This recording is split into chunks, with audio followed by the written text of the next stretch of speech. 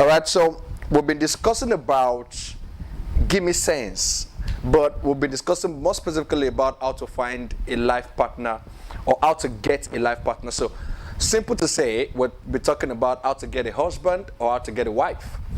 And in the morning, I gave 3 basic factors, or will I call them principles, or will I call them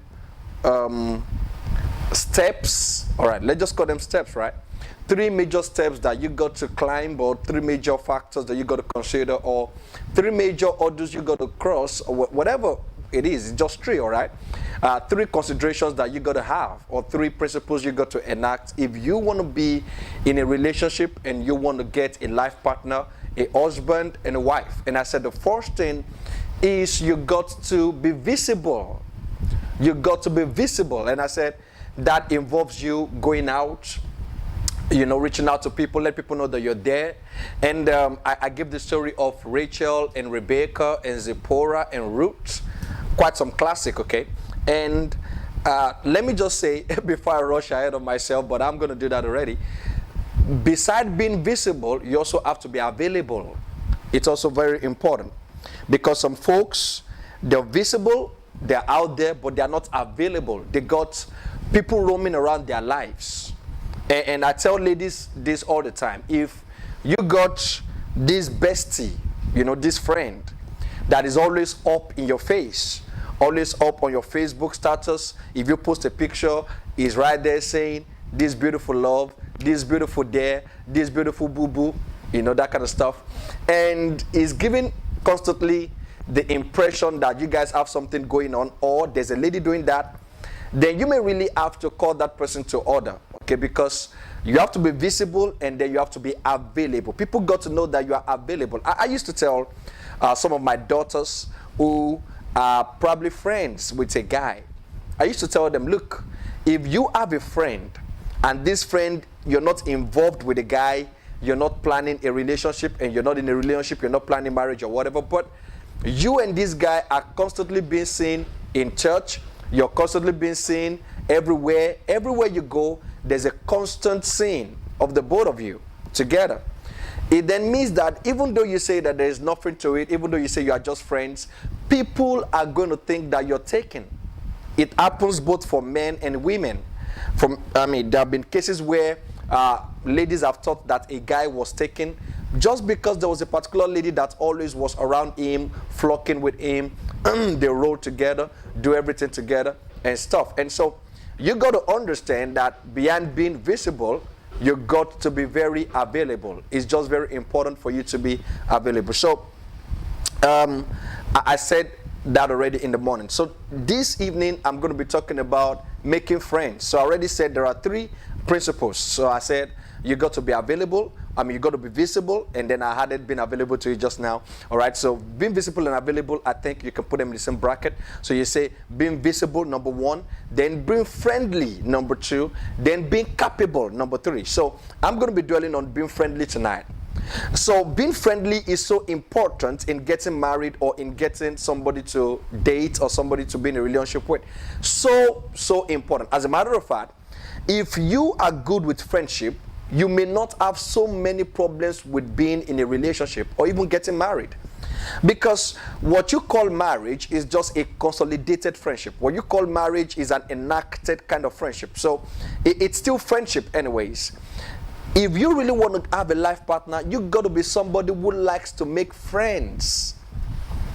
There are many people who don't want friends. They don't want friendship. And of course, I understand that for many people, they have been hurt.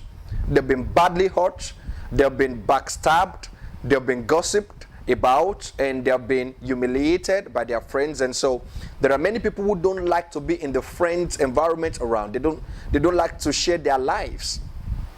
Something I got to tell you. The fact that you had a bad experience in any relationship does not mean you give up on that kind of relationship altogether.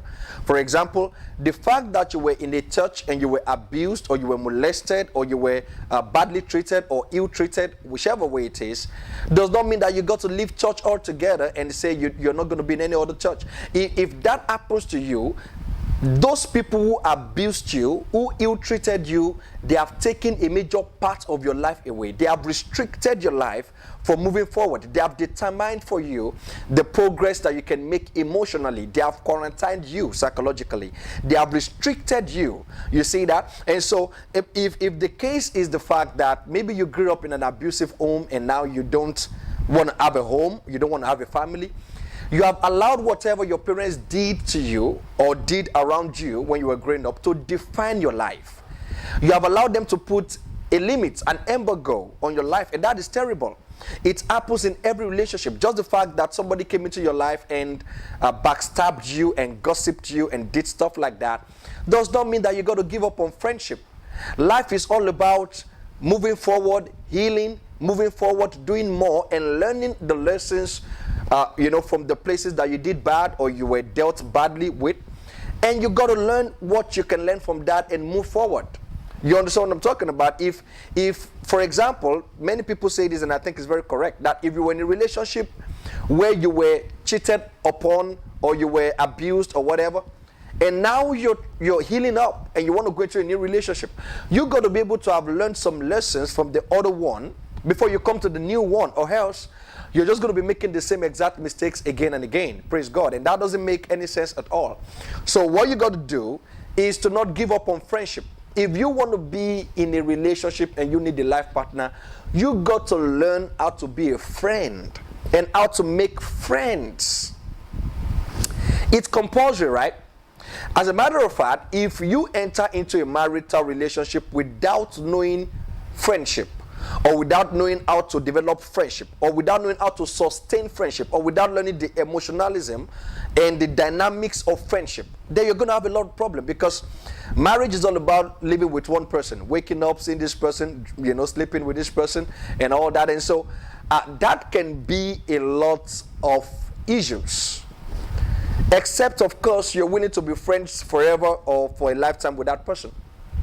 And so if your ideology is you don't want to have friends just because maybe somebody bullied you or maybe somebody did you wrong, well, that is you refusing to grow up.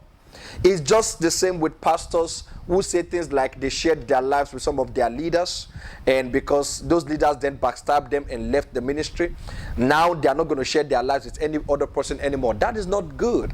It just meant that you allowed somebody to erode a major part of your life and take that away with them, and that is not good enough. All right, so I'm just saying that you got to make friends, and there is a way to make friends. As a matter of fact, the moment you master how to make friends and how to maintain friendship, you are way ahead in the business of relationship. You're way ahead already. For example, you know that making friends is about sharing yourself. Now, of course, I'm not talking about being stupid, because some people are stupid, right? They meet somebody on the airplane today, and just sitting sitting on the roll, maybe you're sitting right there, I'm sitting right there, then you begin to just make friends, and probably you just have a spark at that particular moment. Probably, maybe the both of you are sitting by the window pane, and you guys are seeing the clouds, and you take an interest, then the other person takes an interest to it, and you start talking about the cloud there. From there, you talk about football, from there you talk about music, and it just happens that you guys have the same kind of proclivities or the same kind of emotional sentiments. And just because you met somebody that you are somewhat vulnerable to, you then begin to divulge all your life. You just met this person about an hour ago in an airplane somewhere in the middle of the world, 2 continents apart, and there you are telling the person about your wife, about your child, about the problem that you're having with your in-law. You're telling the person about the problem you're having with your pastor. You're telling the person how you were abused when you were young. You're telling a total stranger stuff. That doesn't make sense. And anybody who does that does not also know how to cultivate friendship. Friendship is cultivated. It has its own dynamics. I don't know why I'm talking about friendship tonight, but let me just go deeper on this. You see, especially in the spiritual environment, right? People think that because we are spiritual, the both of us are spiritual, so they think that our friendship will prosper. It doesn't make any sense. Friendship follows the same exact principles in and out of spirituality. For example, now, the fact that you and I talk in tongues and we do stuff together does not mean that our friendship is going to work. It doesn't mean that I know how to return phone calls when I see your phone call and I missed your phone call. It does not mean that I know how to send you a birthday gift or a birthday present when it's your birthday. It does not really mean that I know how to concretize and to walk around your emotions when there is need for it. It doesn't mean that I understand your lingua or that I understand your communication or understand your emotional points. It doesn't mean any of that. And that is why you discover that some people start a spiritual relationship with a particular pastor, and they are both pastors, right? And they share the same doctrinal premise. Good enough. But give it some 2 months, they are apart already. And you wonder, and they're supposed to be spiritual, and they're supposed to be supernatural, and they're supposed to be divine, and the relationship is supposed to be going all fine because they got the Holy Ghost. Friendship is just so different. Friendship means that you got to put in the work. And let me tell you something, if you understand how to be a good friend, if you understand the work that is involved in being a good friend, then there's a very great chance to knowing the work that is involved in marriage or in a relationship. For example, you understand that in friendship, there are boundaries. In friendship, there are boundaries. You don't just get to do things because I'm your friend. For example, there are boundaries, like you don't just get to pick up my phone and begin to probably invade my privacy just because you're my friend.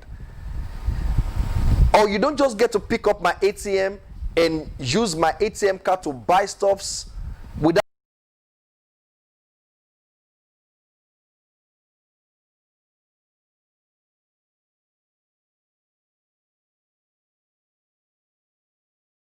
able to also stand in a place to correct you in love. I need to be able to address your idiosyncrasies and be able to not be a sycophant, even though I'm loyal to the friendship. So it's a dynamic altogether. So this is one thing, right? If you want to be in a relationship, you got to make friends. So apart from being a friend, you got to make friends. So in making friends, you are going to be a friend, but you got to make friends. And like I just said, in making friends, you understand the dynamics of making friends. For example, I'm not here to start coaching you on how to make friends, though, all right? Because that would be me going into some psychological zone, which I'm not like a relationship therapist of some sort. However, I can just tell you some things that I know that are just simple. If I get to meet you, for example, for the first time, it depends on how I meet you, though. I can say my name is Harrison, and I'm a pastor. I pastor so-and-so church and all of that. And I live, if I meet you on my street, maybe you know my house and stuff like that. Then, we can get to discuss on the platform of work and just work, right? Then, maybe the next month we can get to talk about other stuff. But I don't get to meet you the first day and tell you everything about me. That's not true. That's not okay. And you shouldn't do that. And sometime I think that people want to do this kind of things because of westernization. They feel that it is Western. Just coming out and saying stuff about yourself that nobody should know. That is not westernization. That's just legit stupidity. So you got to be able to watch how to make friends. However, if you want to increase your chances of being in relationships, you got to learn how to make friends. It's important. It's imperative. You have to learn it. All right, you have to learn how to open up yourself to other people. So making friends means that you have to share. It means that you also have to create allowance for people into your life. Of course, it has to be a gradual allowance. It has to be an intentional allowance. It has to be you knowing the people that deserve to know this and that in your life. It has to be you measuring the distance people can go in your affairs. That is okay. However, nonetheless, it has to do with opening up your life. You have to share. Praise God. So let me quickly just read some text of the Bible to you in the book of Proverbs to embellish this thought. Look at the book of Proverbs. Chapter 18, 4. All right, so he says, a man that hath friends must shew himself friendly, and there's a friend that sticketh closer than a brother. So a man who has friends must show himself friendly. So may I also say that a man who will have friends A lady who will have friends must show him or herself friendly. You have to be courteous, you see. You have to know how to talk. You have to know how to address people. You have to know how to walk up to people. You have to know how to read moods of people and know what to say at the proper time. If you want to make friends, you have to know how to return text messages. You have to know how to return phone calls. You also have to know how to skip a phone call or ignore a phone call with a message that says, please, I'm busy, I'm going to call back later. Please, I'm busy, drop a voice note or something like that. You got to learn this simple courtesy of somebody having his or her birthday, and you reach out with a text message, or you reach out with a cake or some flower bouquet or stuff like that. You got to learn how to make friends and to be friendly. Then you got to also be sacrificial. You see, you learn sacrifice from the friendship stage, and that is why if you happen to be a good friend, an intelligent friend, an intentional friend, a reasonable friend, you might just have a great chance to having a great relationship, because you already know a lot already. You know a lot already. So making friends means that, look, you have to share. It defeats your selfishness. Friendship defeats your selfishness. Friendship also defeats your ego. I mean, the right kind of friendship, not the friendship that feeds on superiority complexes or inferiority complexes. The friendship that deals with equal value or shared value and tries to sustain that community, it defeats your ego, because now you have to relate with the other person. You have to learn to say sorry. You know, in friendship, you say sorry a lot. And so if you're somebody who is used to saying sorry, you couldn't get married and find it difficult. You see that? So if you're really good at making friends, your chances of having a life partner is high. Except you're not just maximizing your circle of influence. Okay? But for people who maximize their circle of influence, it is easy for them to get relationships. It's easy for them to get into a marriage. Easy for them to connect. Either their friend knows somebody who is interested in them, or maybe they find somebody who is directly interested in them. Praise God. This is how this stuff works. So I think this point is linked to the first point of being visible, because of course it takes visibility to become friends with people. You can't become friends with people in obscurity. All right, it's important. I think it all lines up like a role, okay, in a role rather. And so that is just the point. You got to make friends. You got to be able to know how to go out on a lunch with people and order for stuff. And of course, you got to learn how not to be a parasite, how to return favor sometimes. You got to learn to share. It's very important in friendship. And let me tell you something, if you know how to share as a friend, then sharing in marriage should not be a problem. It shouldn't be a problem at all. It's not going to be a difficulty for you. Praise God. Everybody wants a friend. Everybody wants somebody who is there. Everybody wants somebody who calls, who checks up on you, who actually cares, who wants to have your back, who will rather, confront you, although some people don't like that. They don't like to be confronted if they're stupid. But, I mean, a good friend should be able to tell you that stuff you did is wrong, and this is why it is wrong. I remember some time ago, I made a public post on something, and a friend of mine called me and said, look, what you just did, this is the implication on the rest of us. And I said, man, I never thought about it that way. I was just thinking about myself and how I was feeling. And that just improved me at that particular time, because it's friendship, right? And friendship also helps you to manage boundaries. It means that you got to share. So what friendship does is that it makes you vulnerable. It's a fact. So if you cannot be vulnerable at the level of friendship, how can you be vulnerable at the level of marriage? Marriage is just vulnerability. Marriage is a lot of vulnerability. Just imagine that you're so rich, and then you get married to this other person who could also be so rich. Then God forbid this other person who is rich runs into debt. Maybe somebody dupes him. Then maybe you have to cover the person's debts, all right? Because now you guys are in debt as a family. And then things begin to happen. Normally, if you got 100 million, you're not going to share 1 million of that money, because it's not your business if somebody got duped out there. But if your wife gets duped, if your husband gets duped, you got to share the money. These are all vulnerabilities. The fact that you invest a lot of your life in a person, and that person can up and wake up one day and say, you know what, I'm not interested anymore. It's marriage is a lot of vulnerability. And I've seen people ask me these questions before, like, this marriage of a thing, how am I sure that this person is not just going to wake up one day and say, I'm not doing anymore? I said, well, I cannot guarantee that person will not do it. I said, do you also know the big news? I cannot guarantee you will not do it.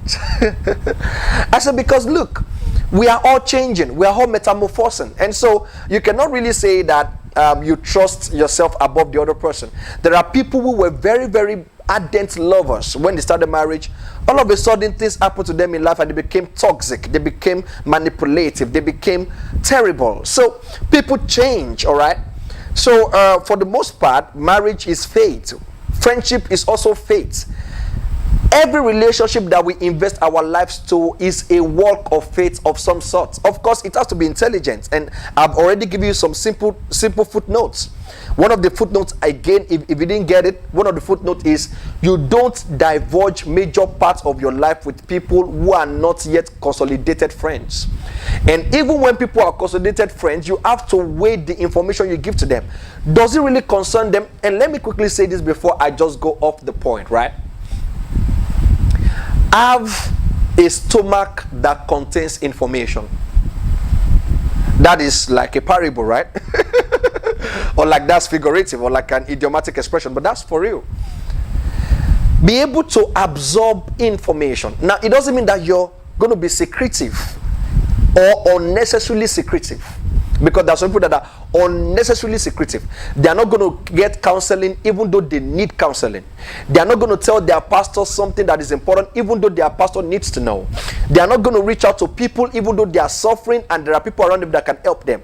That is being unnecessarily secretive. That is just being egocentric. It can be a result of superiority complexes or inferiority complexes. It can be as a result of just being self-contained or self-invested. It can be a lot, all right? However, there are folks who also do not know how to hold one shred of secret or confidentiality. If something happens to them right now, they're going to tell everybody. That also is another extreme. So there are folks in your life that only have to know a little bit of your information. There are folks who have to know a lot of your information, and then there are folks who have to know as much as they should know because they are stakeholders in your life, like your wife or your husband or your pastor and stuff like that. However, even as you make those relationships, you have to weigh how you divulge this information. You have to weigh the maturity of the people involved. You have to weigh a lot of things before you go all out and all in. Praise God forevermore. So, are you going to have a relationship very soon? Can it still work this year? Yeah. Can you still get married this year even though you are really single right now but you're ready for marriage? Yep. How can that happen? Number one, be visible. Well, number one, be. Number one, be, right? Yeah, I said number one, be. Be available. Number two, make friends. Just make friends. Are you on an airplane? Make friends. You're landing? Make friends. You go to the airstrip? Make friends. You get to the other country you're traveling at? Make friends. People who have friends always have people to accommodate them, to help them, and they also have people to accommodate, people to help. Because for the most part, when people want to make friends, they are thinking of who to parasitize upon. That's a very terrible ideology of friendship. That's what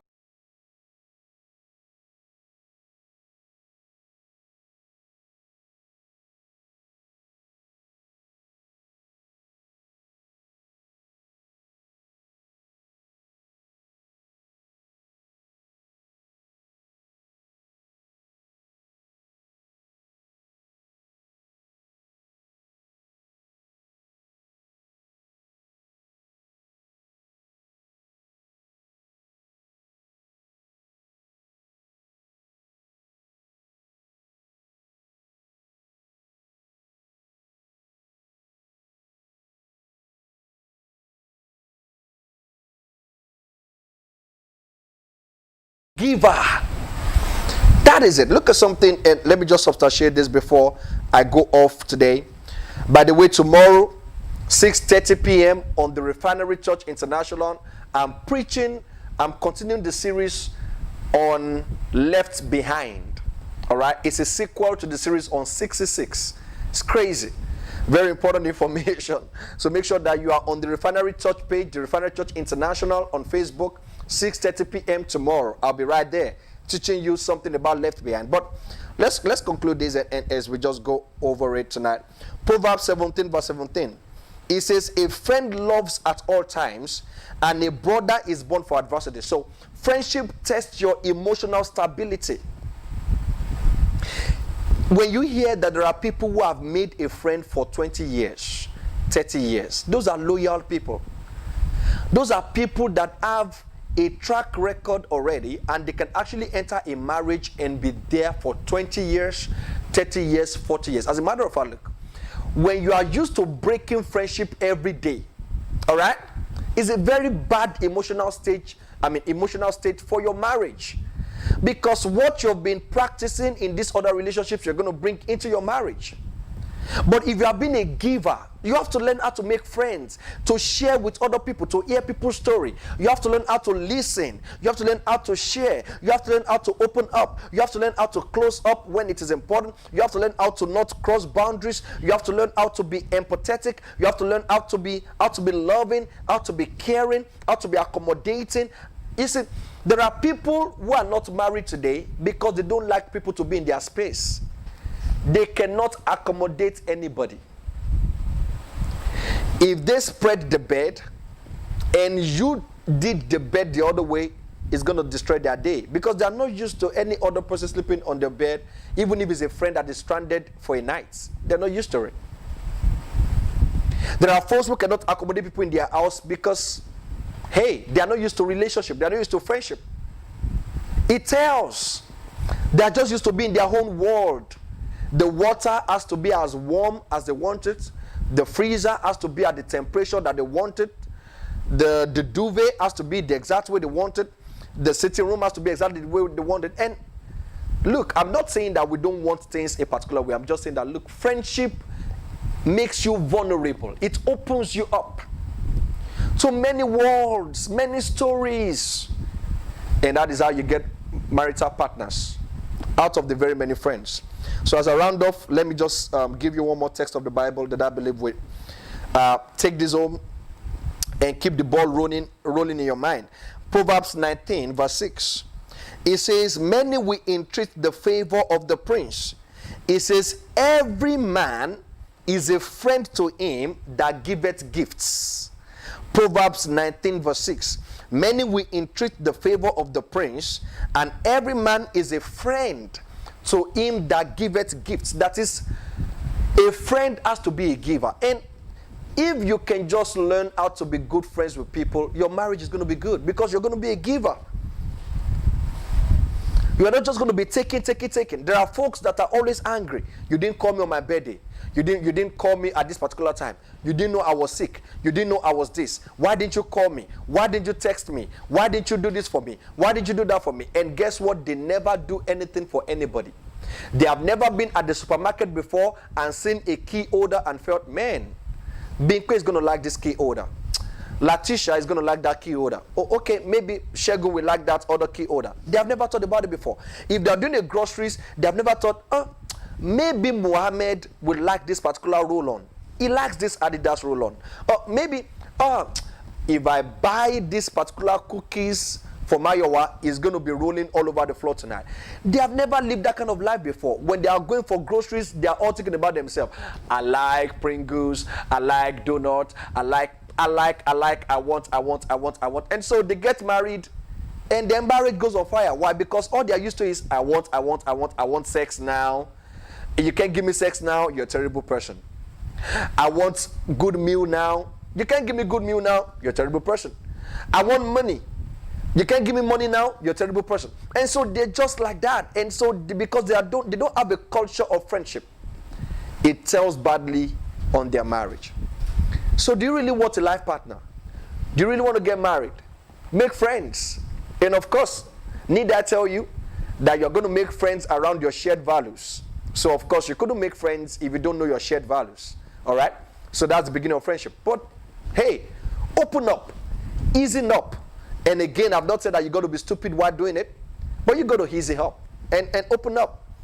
Reach out to people, make new friends, ask people about their names, ask them about their address, ask them about what they do. All right? Be friends with people, be kind, be nice, be caring. Know their birthdays, show up. All right? Show up at people's weddings, at their namings. Show up, be a good friend. And in a short time, somebody's going to love you. Somebody's going to say, I think I'm interested in you. And somebody's going to leave the friend zone, if you have one, to a life zone. All right? So tomorrow, there's no give me sense tomorrow. There's only left behind a church service at the Refinery Church International here in Fosbook, 6:30 p.m. And on Thursday, we're going to continue the Give Me Sense series, I beg your pardon. And we're going to continue on building capacity and how that is important for finding a life partner. God bless you. See you.